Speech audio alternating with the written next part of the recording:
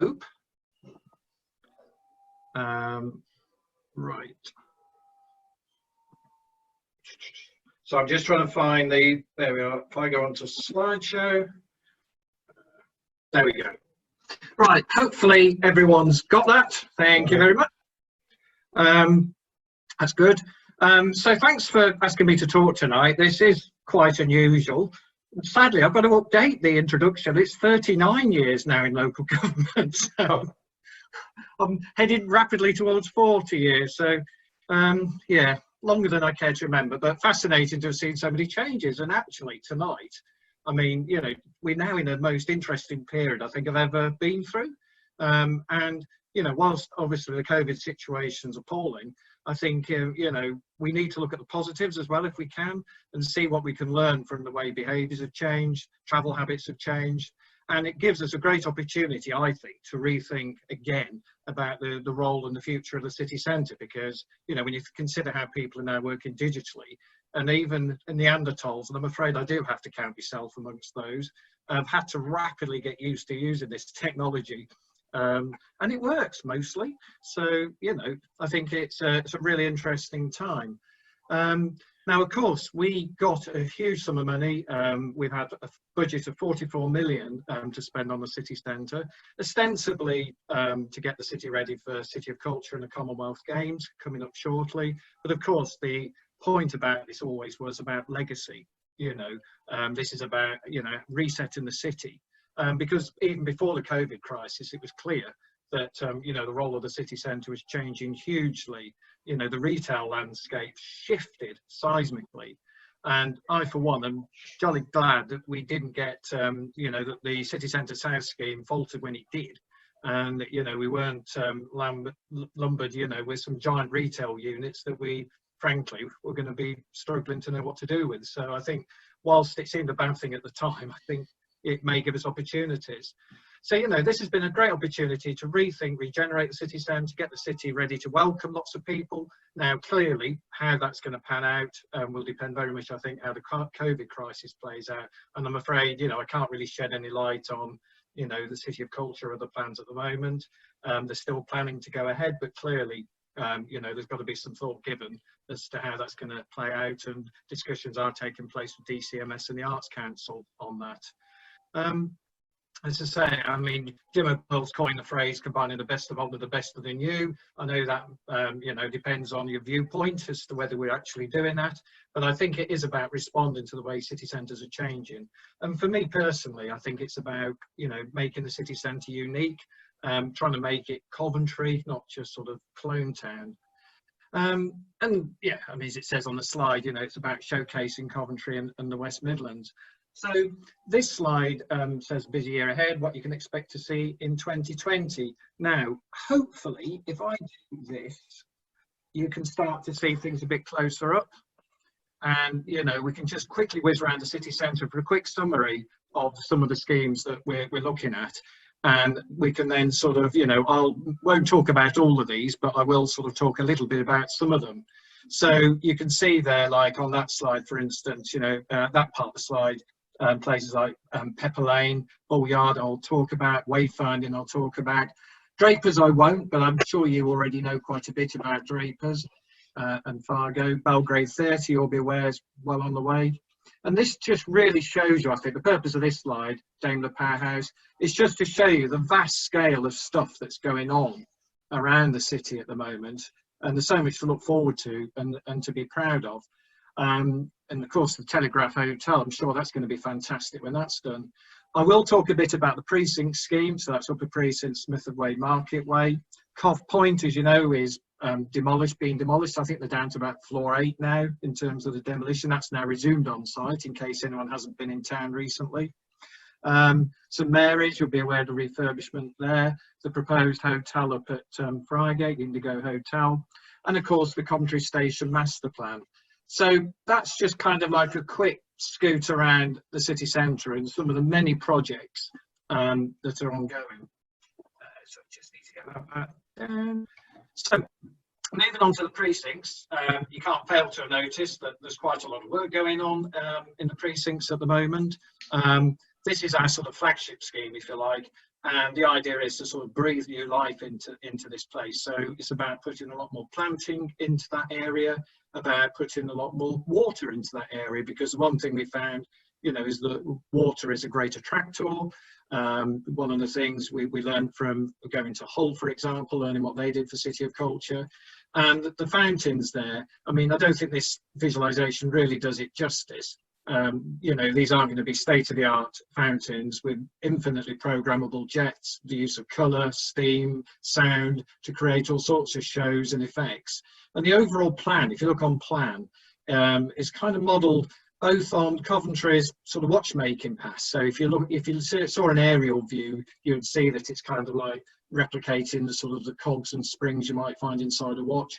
And also the way the planting's laid out, it's like looking at the ribbon, the weaving industry, you know, creating like a sort of a tapestry down there.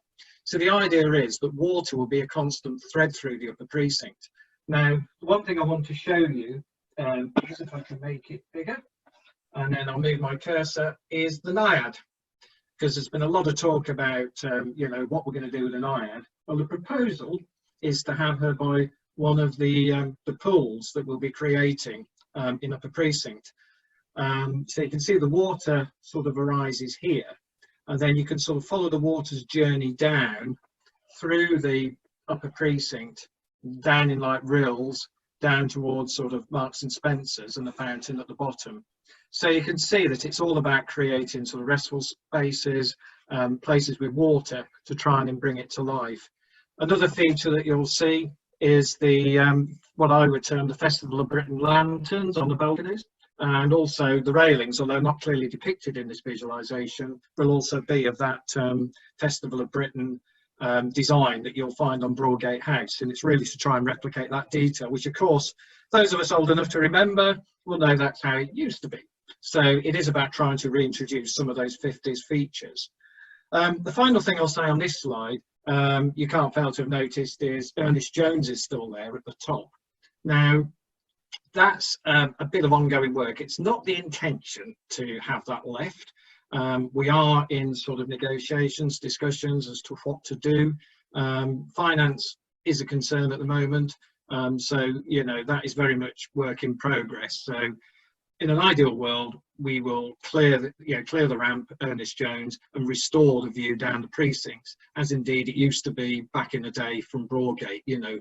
And clearly we want the spaces to be far more united, but it'd be slightly disingenuous just to show it for now when, as I say, I can't guarantee that we'll achieve that. All I want you to know is that that's what we really, really want to do. So moving on down to Smithwood Way, Market Way. So we're working on both arms. I want to see more trees than that in that than are shown in that visualisation, I'll hasten to add. That's one thing that we must do. The sort of the peculiar sculpture looking things that you can see in there are very much illustrative only. What we're really saying is that there is scope down there for art installations, be they permanent or be they temporary.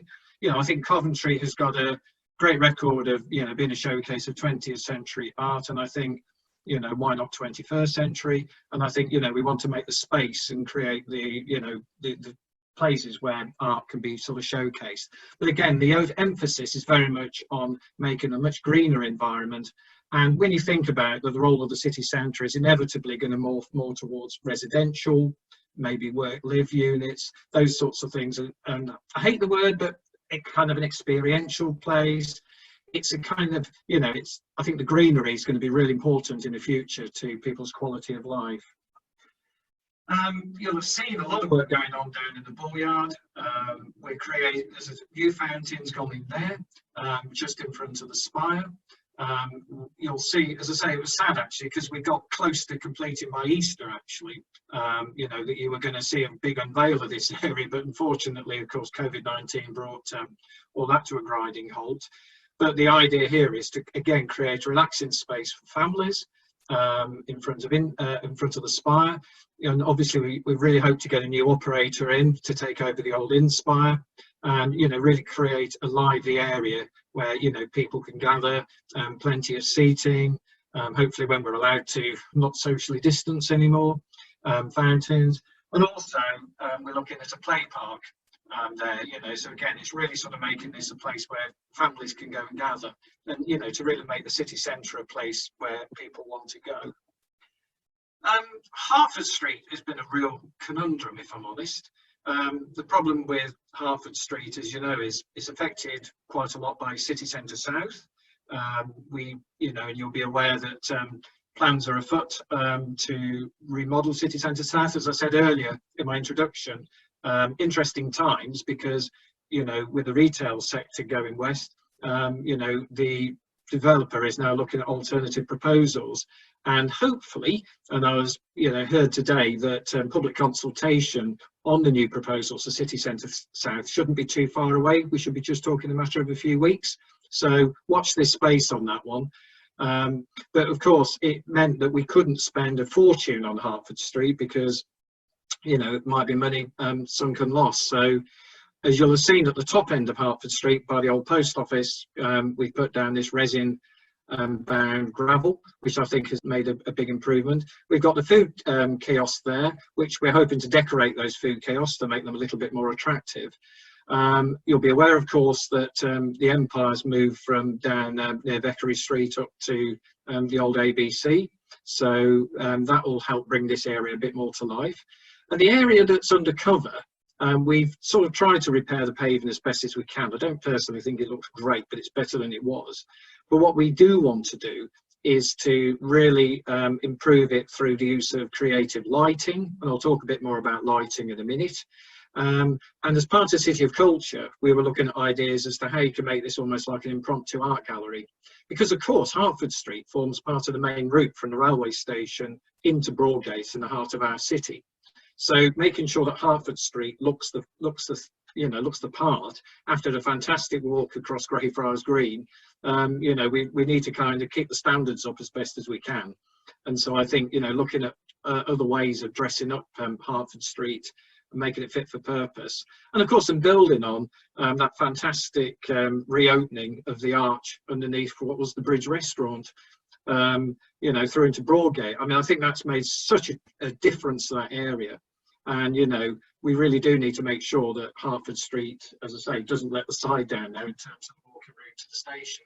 And talking about walking routes, we are looking at other thoroughfares in the city as well. So there's schemes for doing Greyfriars Lane down past Falls Hospital, putting, you know, more appropriate paving in there. We did a small scheme a few years ago to widen the footpath in front of the hospital and, you know, put more appropriate lighting columns in, but there's a lot more we could do down there. And Pepper Lane, I mean, that always strikes me as a lost opportunity because, you know, the lanes around Hilltop, you know, not that extensive. And if you look down Pepper Lane from High Street, you just think you're looking into a service yard if you don't know the city. It's only when you start to walk around the corner and you get the reveal of, you know, the spire and the Golden Cross pub and things that you realise, actually, no, this is a thoroughfare to somewhere quite special. So, you know, there's a series of projects to look at how do we improve these walking routes and make them, you know, places that people want to explore. And talking about, you know, turning spaces round, what about Paul Meadow?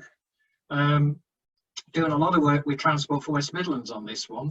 I mean, there has been a lot of talk about the future of Paul Meadow, but what we are aiming to do, at least in the short to medium term, is to make the most of Paul Meadow, which I think is the pragmatic way forward.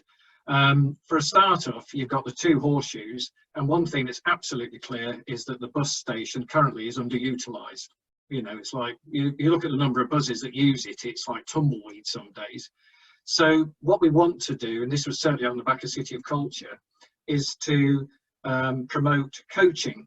You know, I think coaching trips to the city, both in terms of bringing visitors for City of Culture, but also, you know, beyond. I think we could really improve our offer to the coaching fraternity and perhaps turn over one of the horseshoes, or a good part of those horseshoes, to visiting coaches. We're putting money into refurbishing the toilets in Paul Meadow because we know that that's been a long ongoing sore, as well as, you know, really trying to, you know, brighten the place up by, you know, getting artists involved, the use of colour and different designs, and looking at trying to improve the retail offer in there as well, you know, so we get a really good sort of coffee offer, for example, so that when visitors come to Coventry by coach, they've got access to good quality toilets, decent tea and coffee, and you know, they get a proper welcome to the city. You know, we've even looked at the old staff canteen, which has been empty since 1993, and is an absolute time warp if you've ever been in it. It's still got the menu up from 1993, and the cigarette machine and all sorts in there. It's quite comical. But you know, there's all sorts of scope down at Pool Meadow, which with a bit of creative thinking, you know, we could try and make the most of it. And of course, in doing that, we need to look at the De Vere Hotel, as was, Fairfax Street. You know, what can we do to brighten the outside space up? I have to say, so far, approaches to the management of Britannia Hotels have met with nothing, even though we're offering to try and help them clean up the outside of their building, because frankly, it's a disgrace. And as a Coventrian, I'm sort of deeply offended by it. And to think that, you know, many visitors to our city, visiting the museum and the cathedral, our two major tourist spots, are going to see that. And probably then judge the rest of the city by what they see. So I think it's really important that, you know, we try and do stuff down at Pool Meadow to improve that situation. We're working with the cathedral. Unity Lawn is the lawn in front of the new cathedral. So if you're walking down St Michael's Avenue, Unity Lawn's on the left-hand side. The cathedral authorities, the Dean certainly has been very proactive, very supportive of opening up the area to make it more publicly accessible. We're working with the cathedral authorities, and we've got to go through their sort of fabric committee, which is kind of like almost like equivalent of a planning committee, if you like. So there's still some work to be done, but we have some interesting designs to, as I say, open up, remove some of the railings, open up the area a little bit more, and make, you know, the greenery a bit more accessible to the public, which I think would be a great addition again to the city centre. One project that excites me above all, actually, is this one, Palmer Lane. Clearly part of the Burgess Townscape initiative, you know, which happily is ongoing. If you've been in town again, you'll see a lot of scaffolding up down the shops down Burgess and Hale Street. But, you know, the scheme to open up a bit more of the river at the back of Burgess is great. And you'll see in the top left image there, you know, the idea is to do a bit of rewilding, create terraces going down to the water, and, you know, along with some sort of bars, cafes, and also Ian Harrabin's proposing to convert the old Illingworth building, which, if I move my little cursor, where is it? Lost it. Ooh, blooming neck.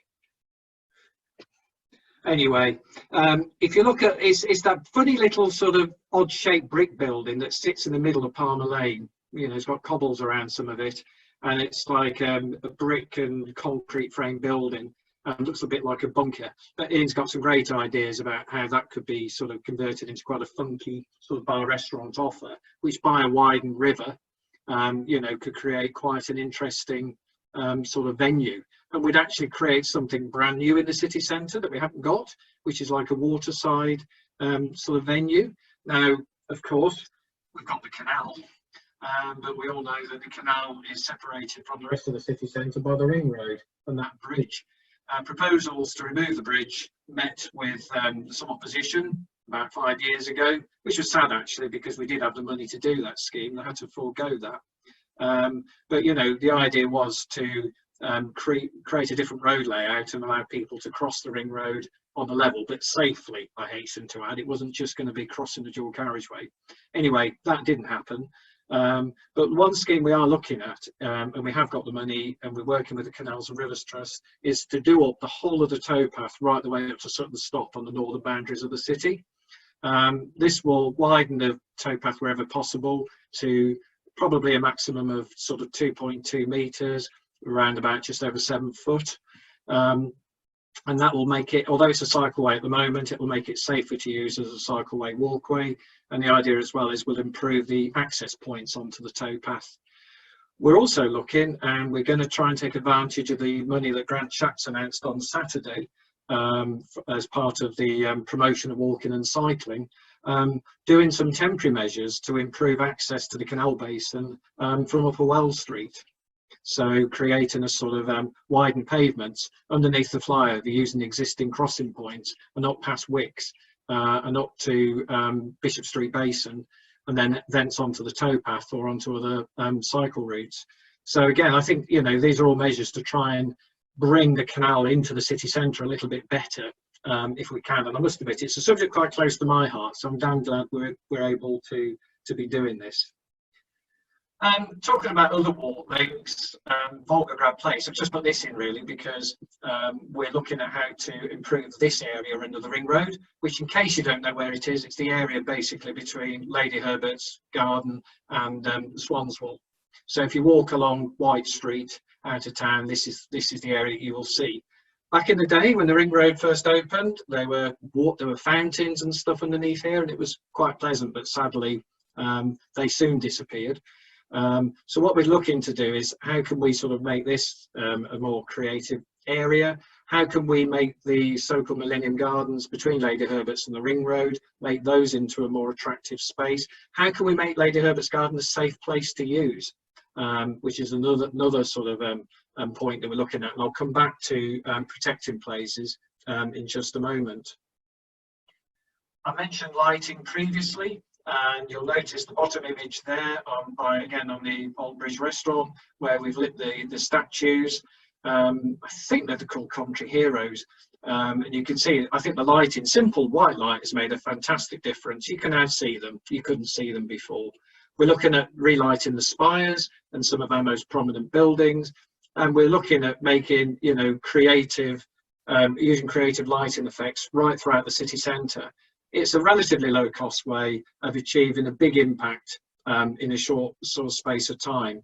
And, you know, we are working very well with our partners, Balfour Beatty, who have got the street lighting contract, but we have a very good relationship, and you know, there's a lot of interesting ideas coming forward.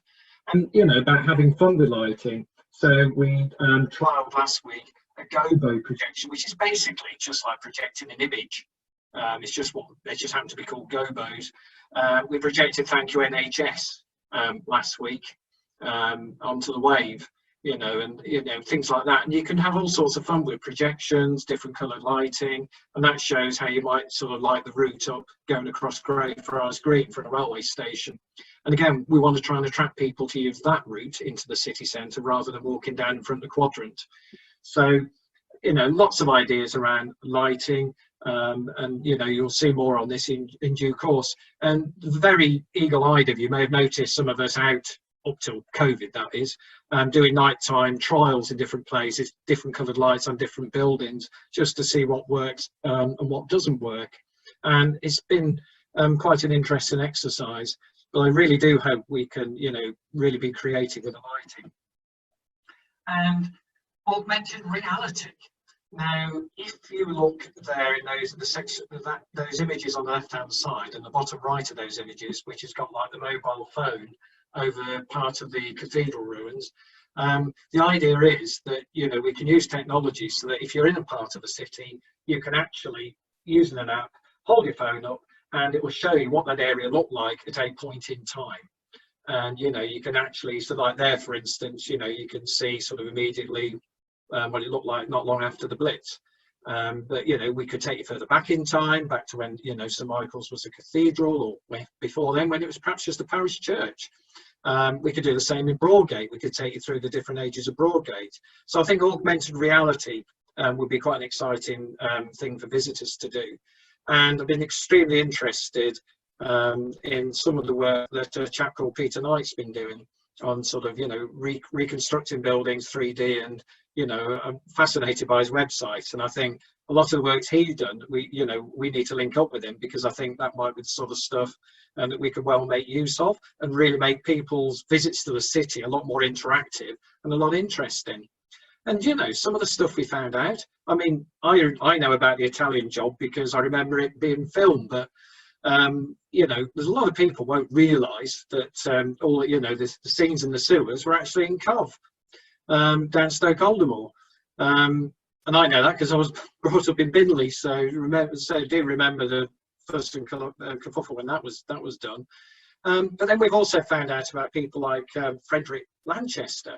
Obviously, again, a name I knew, but until I went to the Lanchester Archive, I knew so little really of, you know, what an incredible bloke he was, and how, you know, some of the creative types that we had in the city and still have. you know, and working on a very light rail, for instance, has exposed a raft of talent and, you know, creativity in the city. Little wonder that we have the second highest patent rate outside of Cambridge. You know, and I think there's an awful lot of, you know, stuff we hide in the city, and, you know, we really need to try and make the most of. So yeah, I think we can be really creative with technology and promote a lot of our creative folks.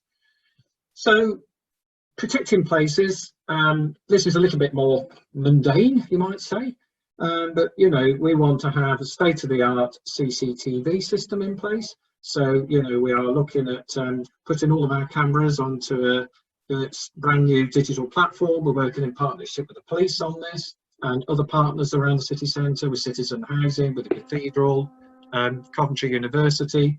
So, you know, we're really sort of strange noise. Do you know where that's come from?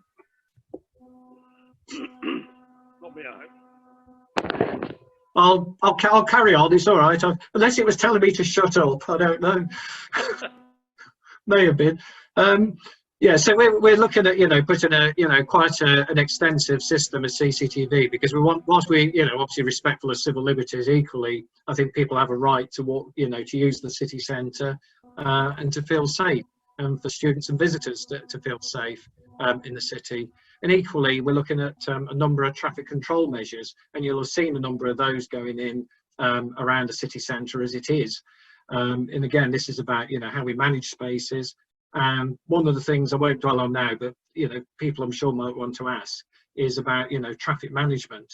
And certainly in response to the need to socially distance and to enable shops and businesses to open, we are looking at bringing forward some measures quickly to enable that. So for instance, this week we'll see High Street closed to traffic so that people can queue outside the banks and passers-by can pass by. We're going to be looking at widening pavements in places, very much in line, you know, with the government guidance about adapting the city centre. So expect to see quite a bit more on this. As it was, we were bringing forward plans anyway to boot traffic out of the High Street area, and also to boot all the extraneous traffic out of Hilltop, because frankly, I'm fed up with people screaming up and down the cobbles when all they're trying to do is get to a cash point and they've got absolutely no need for access there.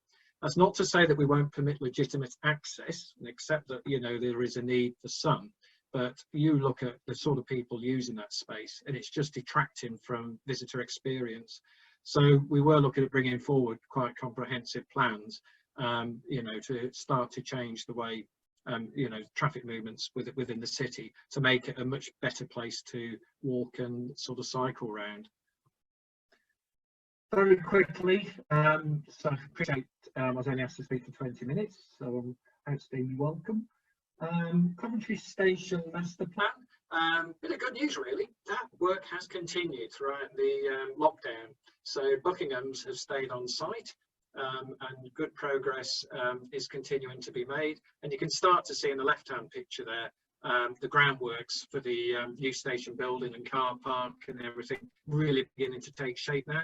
Hell of a lot of work has to go on underground, of course, before anything appears above the surface, but we should start to see the first steelwork appear in late June. And as you know, once the steelwork appears, buildings very quickly appear on the horizon.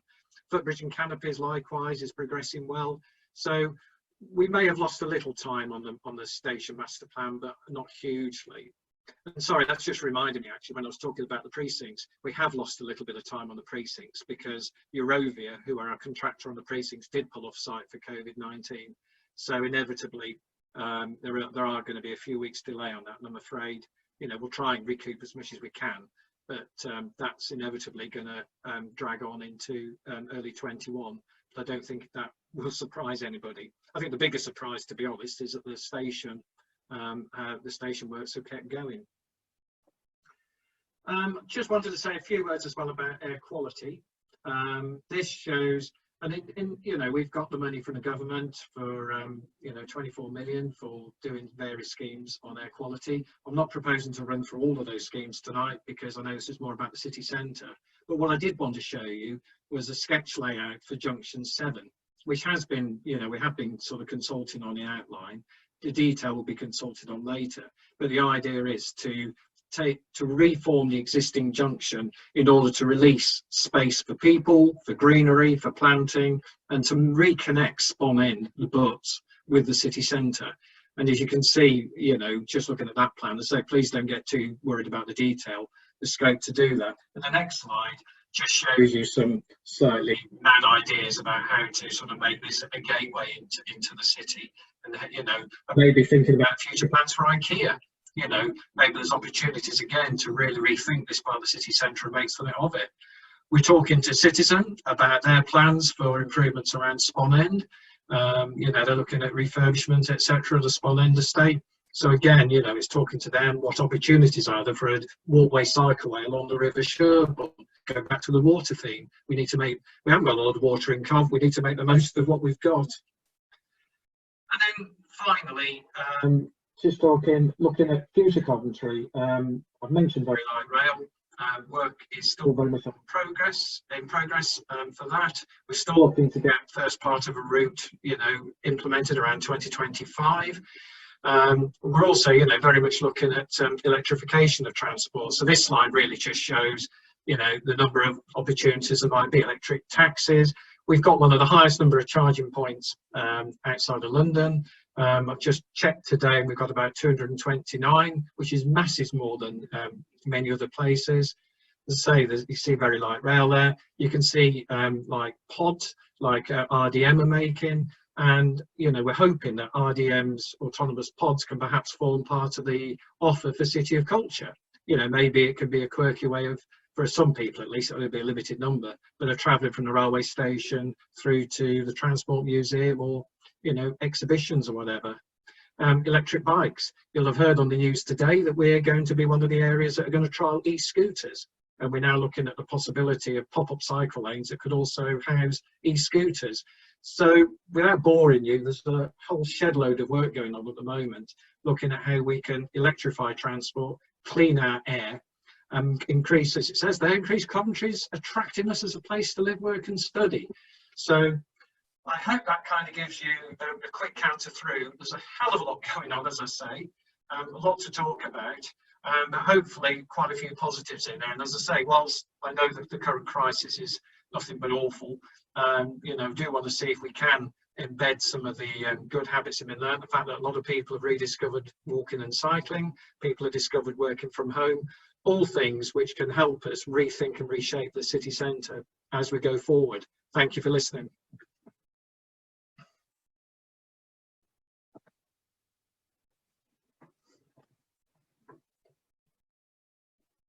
Okay, we'll go now on to questions. I've had five, we've had five so far.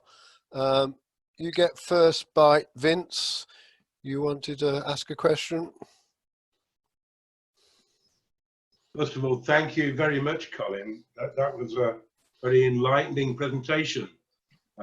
Quite a lot of exciting stuff you showed us there. When you were mentioning Hertford Street and the Bridge Cath, you're probably aware that we've got a fabulous and rather unique mosaic there, which is difficult to see, hidden away. Is there any way that you can get that more accessible and opened up? I'd really like to. It's the Coventry Martyrs, isn't it? Yeah, I mean, it's something we have asked the question on, so it's something we're looking into to see if we can see what we can do about that. I mean, obviously, it is, like you say, it's a very difficult position, and I genuinely don't know whether it's easy, whether it's something that could be easily moved, whether you think it should be moved, or you know what the views would be on that. Okay. We'll have a think, Colin. Thanks. Next question is admin. Is that? Oh yeah, that's me. I've Yeah. put myself back on. Can you hear me? Yeah, we can hear you. I think you answered it a bit because I was worried about. I've got a bike now and I love it, and I know we're going to be encouraged to have more bikes, you know, to go on more bike rides and ditch your cars. And I did hear you say that there would be what you're going to do, pop-up cycle ways. Will there be more places to put our bikes when we're in town, like bike parks, or you know, to keep them safe? What have you thought about that? I think that is a really important point. So you'll be aware that Grant Shapps announced Yeah. 250 million quid. Now, nationally, that's not a huge amount of money, unfortunately. It sounds a lot, but, you know, we could spend that several times over. But part of our ask will be secure bike parking, because obviously that's one of the barriers. If you spent several hundred quid on a bike, the last thing you want We is... spent a few hundred on bikes this last week. Yeah, so I think we need to make sure that people have got, you know, the safe places. And again, this will tie in with the CCTV system. You know, if we sensibly place bike parks where they can be within the purview of a camera. And the big advantage of the modern cameras that we're looking at is they've got much better fields of view. You know, the old ones used to have quite a narrow field of view. These will, you know, be able to see a lot wider area. So I think your point's well made, and yes, we're on to that. And I think it'll be good because there's not a lot of car parking in Coventry, and there won't be an awful lot more being able to be made. So if those of us that live in Coventry can use our bikes to get in, and you know, that's a good thing now because we can. We're all getting bikes, so that will help with the parking of people that come from out of town. To me, you know, so that's good. So thank you. Okay. That's it. The next one is Terry.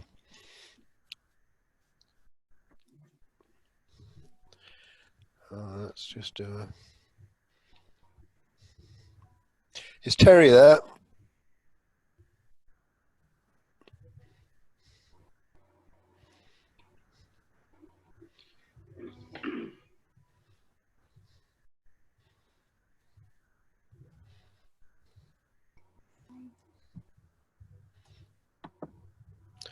Terry, just a sec. Terry, you're unmuted now. Thank you very much. The first thing I have to do, okay,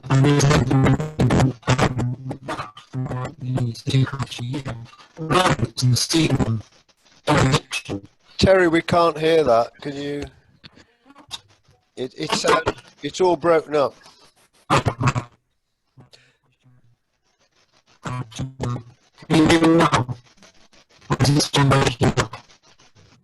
Okay, well, Terry was asking about the City Arcade, and with City of Culture being next year and City Centre South not being done in time for City of Culture, are there any plans to upgrade City Arcade? Short answer is I'm not aware of any at the moment. I think it's one of those difficult ones, isn't it? Because originally, you know, it's expected that work on City Centre South was going to be well underway, and that City Arcade would probably be out of bounds. Now, it certainly looks like that won't be the case. And I think maybe there's an opportunity for, you know, what I would call city dressing, you know, maybe doing stuff with lighting, flags, that sort of stuff. You know, again, it's like Hertford Street. It's not something you'd want to spend shed load of money on. But maybe there are opportunities to, you know, try and enhance it, because, you know, it is an interesting thoroughfare. And we, you know, maybe there will be opportunities for pop-up shops and all sorts of units down there. So I'll take that back and ask the question, because obviously I need to talk to property colleagues about what they're thinking about City Arcade. Okay. Brian is the next person. Hi, Colin. Thank you very much for your talk. I was fascinated to see how many different things you're aware of that need looking at and sorting out. I hadn't realised there were quite so many on the table. I put 3 questions in quickly because I'm aware I probably only get one bite at the cherry. But I'm concerned, first of all, I'm concerned about the water features, that we've had so many failures and problems with water features over the years. I'm thinking of not just Volgograd Place that you mentioned, but the Memorial Park had problems. We had some with the Bull Yard and some with the Belgrade fountains. So I'm a little bit concerned that we're introducing more water features unless we can be guaranteed that they're going to work properly. The other parts of the question were an easy one really for you possibly. Do you know whether it's planned to reopen the Bridge restaurant? And also, I realised that Laetitia Place has taken a back number recently since a few changes down there, and I really hope that we can bring that back into some sort of prominence. Is there any possibility of doing that? Okay, thanks for those questions. I'm glad you've asked that about the water feature, actually, because that's again, that was something I could have spoken a little bit more about. I share your concerns, and we all do. You know, those of us who've been around a while, about the city council's not fantastic record in looking after water features. So what we are proposing here, and what we've done, is we've set aside £500,000 as a commuted sum, which, as part of the procurement of the water features, will pay for the ongoing maintenance and aftercare of those fountains for 10 years. So we, as part of the budgeting allocation, this is very much about looking at what the afterlife will be. So likewise, for all the planting areas, etc., we are setting aside now sums of money to pay for the ongoing maintenance into the future. At the same time, we're also exploring whether there'll be other income streams that we might be able to procure, you know, to help support the upkeep and improvement to the city centre. So, you know, we're looking at digital advertising. Now, again, COVID-19, of course, has knocked 7 bells out of that, because, of course, no one wants to advertise just now, and we're not sure what the appetite for advertising is going to be going forward. So whether that's a realistic prospect, I don't know, but you'll get the principle that the idea of legacy, of you're looking after this, because I certainly don't want my legacy to be, you know, derelict fountains, and I hope you're not in 5 years' time going to be sort of proving me wrong. You know, then we look at some sort of defunct feature in your upper precinct, that would be devastating. But I can assure you, as I say, that we're putting aside money out of the current budget to make sure that we can, you know, we'll have the company that installs them, you know, which is a national company, you know, been around, knows what it's doing, that they will have responsibility for maintaining those fountains and keeping them in good order. And as I say, we're, you know, doing the similar with the planting and other features. So I hope that, whilst I can't guarantee anything, I hope that, you know, we have taken this into account and, you know, make sure that we don't have a recurrence of those past problems. I'd love to see the bridge and restaurant reopen. I'm sorry, I can't answer you on that one. It would be good. I think it would be a fantastic place to eat, actually, over that arch. Sadly, you wouldn't be able to look at the tops of buses and stuff as they used to go underneath. But yeah, I mean, it would be, you know, it would be quite something to have that reopened. But to be honest, that's outside my remit, and I'm not aware that there are any plans on that one. Medici is an interesting one. As you know, IKEA have decided to close the Coventry store. That, whilst obviously on the one hand is, you know, it's not great news for the city, it does open up other opportunities which we're currently exploring. And one of the things that we're looking at is what could we achieve on the back of that. So for me, you know, whilst Medici was a massive improvement to what was down there before, in terms of trying to link the precincts with, you know, St John's and the Spon Street, Hill Street area, it's still a little bit unfinished business. It's not, you know, it's not done the job properly. We're still not getting the people down there. Wouldn't it be great if we could use the IKEA opportunity as an opportunity for a wider regeneration of that area, and try and make more of what is a massive historical asset, but just still very significantly overlooked by many in the city, let alone coming from outside. So whilst I haven't got an immediate answer for you, it's certainly uppermost in our thoughts in looking at what the opportunities might be around alternative uses for IKEA. Thank you. Next is Geraldine. Hi. Hi, Geraldine. My question was about, as you might expect, Colin, it was very interesting talk. My question was about the Naiad and how you're going to ensure that that very significant, nationally significant piece of artwork is kept safe. Yeah, I mean, that's been a conundrum all along, and, you know, and I know we've been criticised for not having it on display, but obviously one of the reasons was, how can we guarantee its safety? Now, nothing is foolproof, and I mean, you know, the options, I guess, either are that we keep it under lock and key, you know, in a museum or somewhere in a gallery, or we have it on display, you know, in a place which I think will have great surveillance. You know, we'll have CCTV on it. It'll probably be in the best position it can be, you know, to be monitored and secure. I guess when we, you know, there will people will have different views on that one.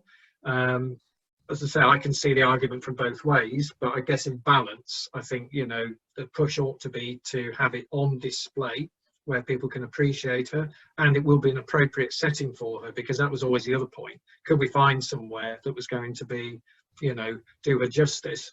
And I think, you know, these new pools in Upper Precinct will be a high profile location where many people should be able to appreciate her. So again, I can't give cast iron guarantees, but I think it will be in probably about the safest place it could be to be on public display in the open like this. But clearly it was where she was designed and where she was intended to be. And obviously we need to think very carefully as well about the way she's secured and the way she's fastened. Right, because the original design, and part of the original design was the weeping willow tree that was planted by her, and there's no sign of that in the drawings for the precinct. No, I mean, I think, you know, we can look at the planting, but I mean, a weeping willow would not be an appropriate species in that location, as I'm sure you're aware. So no, she wouldn't be by any planting. I mean, that, to be honest, I mean, that's our suggestion. You know, if there's pushback, people don't think that's the right place, happy to take ideas, or if there are suggestions, you know, as to where it might be better or what changes might be needed to the planting. I think weeping willow trees are notoriously problematic in terms of their thirst for water. Yeah, and the roots, yeah. The roots. So we're going to be, you know, I promise you, I'm afraid I won't be planting weeping willows anytime soon. But as I say, we're always open to discussion on that. It's not a, you know, we thought as designers and, you know, promoters of the scheme that perhaps was the best place for it from a security and from an aesthetic point of view. Happy to take other suggestions if people have them. Right, and the other part of my question was, what about all the missing pieces of public art in the city? Because you're proposing a stretch where you're going to put more sculpture. Well, we've got lots of sculpture, and you may know where it is. Well, yeah, I mean, the one I do know where it is, and I think some of yourselves do, is the family, which I would be very keen to see restored. Again, childhood memories and all that. I think the family as it sits at the moment is in quite poor condition. As you know, you'll remember, I'm sure it was fiberglass and it was quite discoloured and scratched when it was taken out. That's probably part of the reason why it was decommissioned. And you probably remember the story. It was found at the back of the housing office in Beak Avenue. And we now got it in store under the ring road. So it's safe. But what the idea would be, we'd need to basically recast it. You know, we'd need to make it out of another material. Before reinstating it back into the precinct. The small one of the three, because of course there was three, we've got the two large ones. The small one isn't around, unfortunately. It wasn't found at the housing office. So, but I've been told, and I don't know how true this is, that the maquette for that still exists. If that's true, great. But I think the family of all of the, you know, I'm not aware that there's a huge amount lying around in store. I mean, if anybody can, you know, pinpoint where other pieces of art are, be very, very interested to know. But certainly the family is the one that's probably uppermost in my mind as something that personally, at least, I would like to see reinstated. Okay, thank you. Okay, next is Peter. Hello, Colin. Thanks for a very informative presentation. Really enjoyed it. Talked about the cycle route into the city centre along the canal, potential route out at Radford Road and towards the canal. Any live proposals for enhancement at the canal basin? I'd like to say yes, and I'm afraid I can't at the moment. We've had several meetings with the Canals and Rivers Trust. I mean, we'd dearly love to get some active use into that building. You know, as you walk into the basin of St Nicholas Street, and there's a building to your left, the ground floor of which has never had any use in it. It's been boarded up ever since it was open. Still struggling to find someone to go in there, for example. I think until we've bridged the gap better and solved the conundrum of the ring road crossing, it's always going to struggle. And I am keen to try and dust off the plans and see if we can't get some more traction on that going forward. You know, especially if there is going to be a push towards more active travel, which, you know, this seems a great opportunity to do that. I think we've just got to try and reconnect the two better and, you know, find, if we can get more people there, get more footfall, then hopefully, it'd fly, because it's a fantastic place. I mean, it's quite unique. Most people don't even know its existence. So, it's something we surely should be doing more about. I'm hopeful that if the Daimler Powerhouse plans are now starting to come to fruition, it might be that the more attractions we get up that part of the city, we've got Wiggly's proposals to redevelop the industrial estate of Sandy Lane. Maybe we can start to get, more footfall operating up there. Maybe we can help, kickstart the regeneration. But sorry to say, there are no immediate plans for it. The next question is from Trevor, but it's the last one on the list. If anyone else wants to ask a question, can you send me a chat comment and I'll bring you in after Trevor. Trevor. Okay, thanks. I've got two questions about transport. One of them is it's really good to hear your instant response to Grant Shapps' ideas and, widening pavements, encouraging more cycling and that sort of thing. But the government today have just urged people who can return to work not to use public transport. What are your first thoughts on that? Will the City Council be making extra provision for city centre car parking? For example, permitting on-street car parking for a number of months? That's my first question. The second one is about the LRT, and even in the design work that's going on now around the station and in the city centre, are you making provision for that, or will that have to be designed in at a later stage? Okay, so in terms of parking, I think, to be quite honest, I think we will have more than enough car parking going forward. Salt Lane opened recently, and if you know Salt Lane, you'll know that there's hundreds of empty spaces in there at the moment. It's not being used. I think what's going to happen is, yes, people are being told to drive rather than use public transport or walk and cycle, and understand perfectly the reasons for that. I think the point is, though, there's going to be a lot of people who are just simply not travelling at all at the moment. So, as we see the economy crank up, we'll certainly see more people coming into the city centre. But I don't think at the moment we're going to see huge numbers overwhelming the car parks. And as I say, well before the lockdown, we had spare capacity to the tune of several hundred spaces within the central area. So I'm not too worried about that. It's a situation we'll monitor. I think the idea of creating more curbside parking is probably not one we'd pursue at the moment, because that would run counter to the idea of widening pavements, creating pop-up cycleways. There'd be a tension there. But I think the off-street offer in Coventry is good enough. And of course, next April, we'll have an additional 633 spaces up at the railway station, with a new multi-storey car park there. So I don't think, parking in the city will be in particularly short supply is my first answer. Clearly, we must do everything we can to encourage walking and cycling. That's absolutely crucial. There's nothing really to change on the Very Light Rail plan so far. Thinking, we've obviously discussed the impact of COVID. In terms of the future of public transport, I mean, obviously that all hinges around satisfactory vaccination, and people and social distancing ceasing to be a thing. But once that's happened, then the timescales we're looking at for Very Light Rail, then I'm sure there won't be a particular difficulty there. What we are looking at in terms of the traffic management plans of the city centre is thinking ahead, and how the steps that we take now in terms of limiting traffic in certain areas will lead smoothly to the introduction of Very Light Rail through the city centre come around 2025. So that is being planned in at this moment in time. But as I say, the short answer is there's no immediate changes to the thinking on Very Light Rail. Okay. The next person is James. Hello. James Lenovo. Yeah, that's just my computer. James Rose. I was wondering about the Coventry Cross. There seems to be plenty of space to put it back where it came from.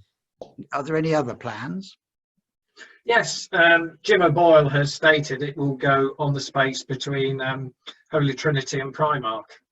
You know, that's been his publicly stated Okay. aim. Right, I must have missed that one. Okay, right. Yeah, so the money is there in the budget for the Cov Cross, and yeah, you know, he's quite clear he wants it closer to where it was originally, and you know, in a prominent location, which that will certainly be. Okay, thank you. And the last question goes again to Vince. I'll just unmute you, Vince.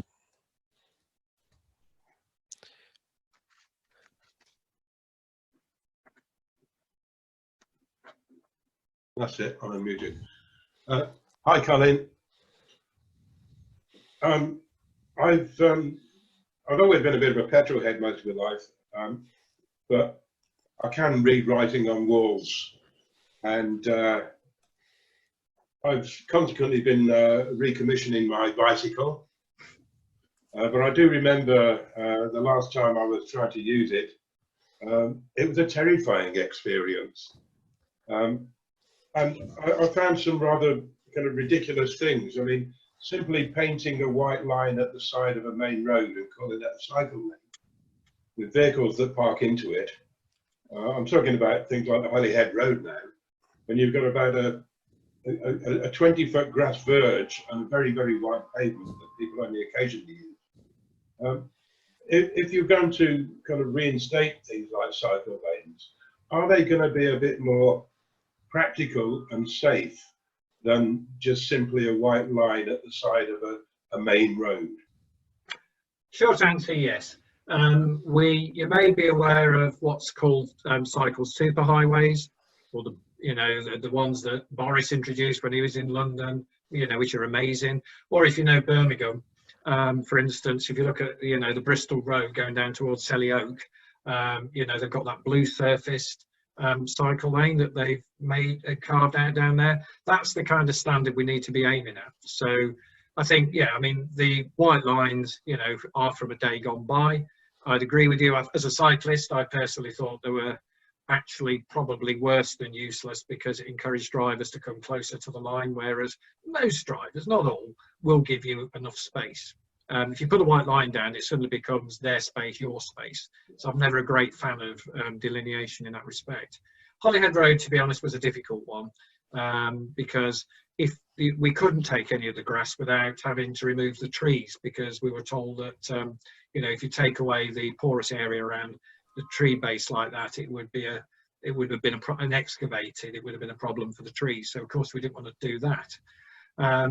But we are now looking again at Holyhead Road, and you know, where we've got developers on the edge of the city, we are looking at some significant contributions from them to create facilities of that type of standard that, you know, we've spoken about, where you've got proper segregation. These so-called pop-up cycleways will have either water-filled barriers, concrete barriers. They'll have something there that will make sure that traffic can't just go into that lane. You know, so we're looking at a number of roads where, you know, we might have to be quite brave. No decisions have been taken on exactly which ones. We're putting, as officers, we're putting forward different ideas at the moment. You know, but I think there will be some that will come forward, you know, particularly say around a hospital, for example, you know, where there would be a good case for doing something to help key workers. So we're talking to the hospital authorities about how can we help cyclists come out of there and gain access to roads like Farron Road, for example, which would offer a, you know, a safer route into the city. What do we need to do in terms of traffic calming on some back streets, point closures maybe, to try and create quieter conditions where we can't actually create a separate path for cyclists, but let's create a safer route, you know, through quiet residential back streets. That will be another option. So there's a number of options that we're currently looking at. We have as well, we've got money now to do a similar standard cycle superhighway down the Binley Road. Again, we're going to be very mindful about the impact on trees and grass, but again, that would be very much more than the current Binley Road route, which again, as you know, is basically a solid white line. It works better on the Binley Road because there's a lot less demand for frontage parking than you say get on the Holyhead Road or others, but nonetheless, still don't think that offers the kind of protection that people are demanding. So all the research shows that, you know, segregated facilities of a higher standard are necessary if you're serious about promoting cycling. So yeah, it's about learning from what's happened in the past. Remains to be seen just what the appetite is for politicians locally and nationally to, you know, keep pursuing this agenda. For me, it's great. You know, I don't think there's never been a better time to be pushing at this. You know, there's a real need to, because people who can't use public transport and don't have access, who don't want to use public transport but don't have a car, what should they do? You know, and I think, again, you know, there's a real equalities issue here as well that we need to try and think about. You know, so how do people in Folesole, for example, you know, the very heavily used bus route, how should we help them get into the city centre? So there's quite a bit of thinking to do around this one, which, you know, is what we're working on this week in response to Grant Shapps' announcement. Thank you, Colin. Well, thank you, Colin, for a really good presentation, and thank all of you for your interesting questions.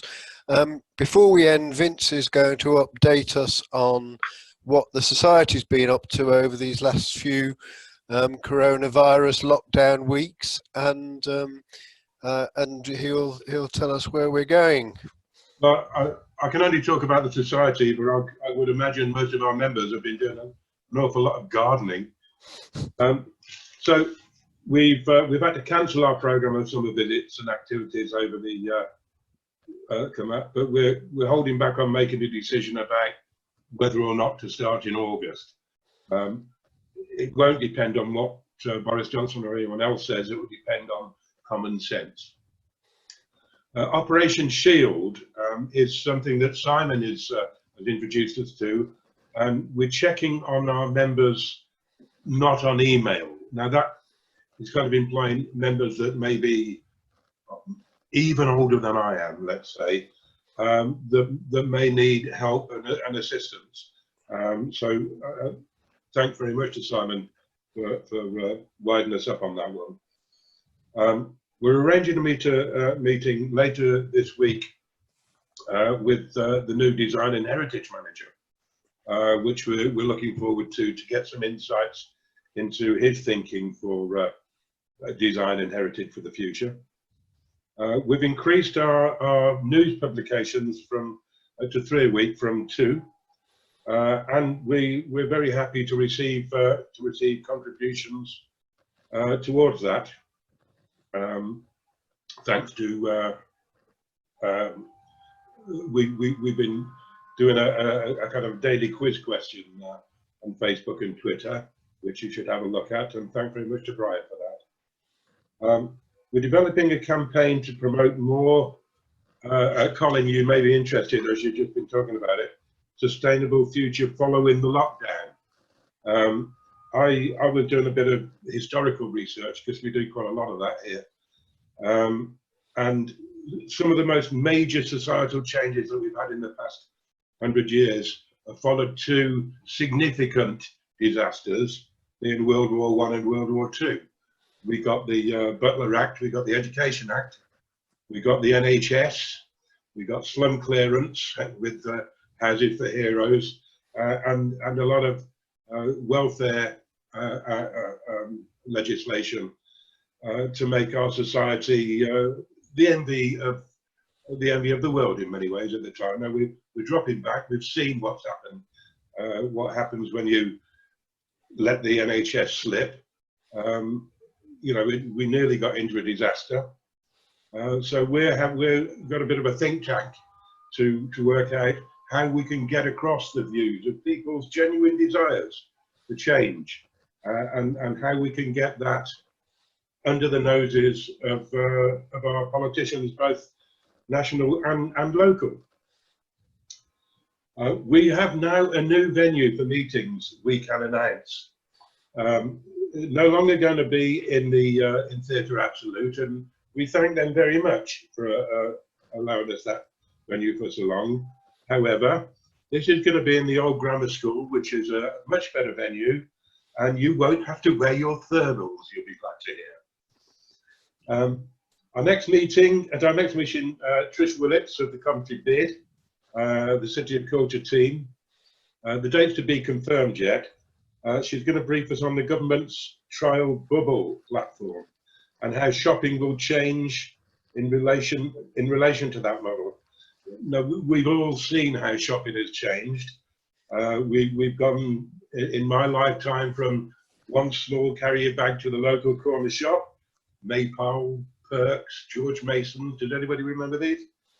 To go into big, massive out-of-town shopping centres, to now having it delivered in a white van. So she can also brief us on the bid events being planned for when we're out of lockdown, and progress with the plan for 2021. So we're still all very active. I'd like to put in a personal thing as well, because we've got a lot of people up here, with a substantial amount of people watching this, listening to this evening. We dearly need to get more members. We have lots of followers on things like Facebook and Twitter. We've got a couple of thousand on Facebook and a similar number on Twitter. And these are not generally all the same people, I guess. But it would be nice if a proportion of those actually became members. It just gives us a bit more credibility and maybe a bit more income. So thanks very much, and we'll see you at the next one.